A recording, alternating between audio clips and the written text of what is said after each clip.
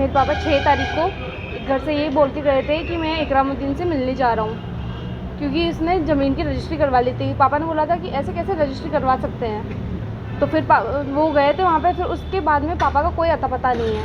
उसके बाद न तो घर आए हैं ना कहीं पे गए हैं, ना तो फ़ोन चार्जिंग पे लगा के गए थे वो। उसके बाद में कोई अता पता नहीं है उनका, ना आगे से किसी का कॉल आया है। और इकरामुद्दीन हमारे गांव का ही है, रहने वाला है, मोमडन है वो। क्या करता है?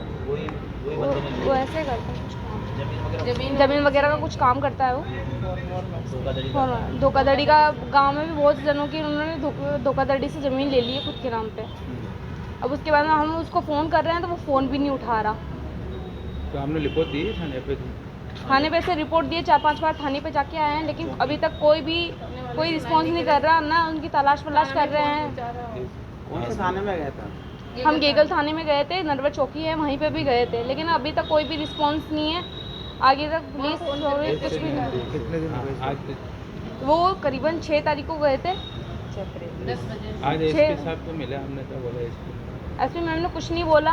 गए अंदर, यहाँ पे 4 घंटे वेट किए, लेकिन अभी तक उन्होंने कुछ भी नहीं बोला। मामला ये है, ज़मीनी वाद विवाद है। इसमें हमारे गांव अरड़का का इकरामुद्दीन है।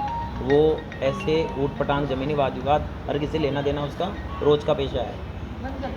उसने मेरे परिवार ने मुझसे 2 लाख रुपए लिए। अब वो 2 लाख रुपए 2017 में लिए। 2017 में लेने के बाद उसके बाद में उसने उनसे पावर ले लिया। पावर लेने के बाद उसका पावर का गलत यूज़ उठाया है। अब वो भाई बहनों की ज़मीन है, भाई बहनों की ज़मीन में या घर पे किसी को नहीं पूछा उसने, और उसने उस पावर का यूज़ में लेके उनके हक की ज़मीन का रजिस्ट्री करवा ली। 21 मार्च को रजिस्ट्री हुई है और उसने 30 मार्च तक नोटिस तोड़वा लिए, लोन उठा लिया। और फिर घर पे मालूम चला तो घर वालों ने उनको बोला, उनको जो लापता है उनको बोला, तो उन्होंने बोला कि मैंने नहीं बेची ज़मीन नहीं बेची, मैं उससे मिल के आता हूँ। वो उनके पास मिलने गए, जब से मिलने गए तब से वो लापता है।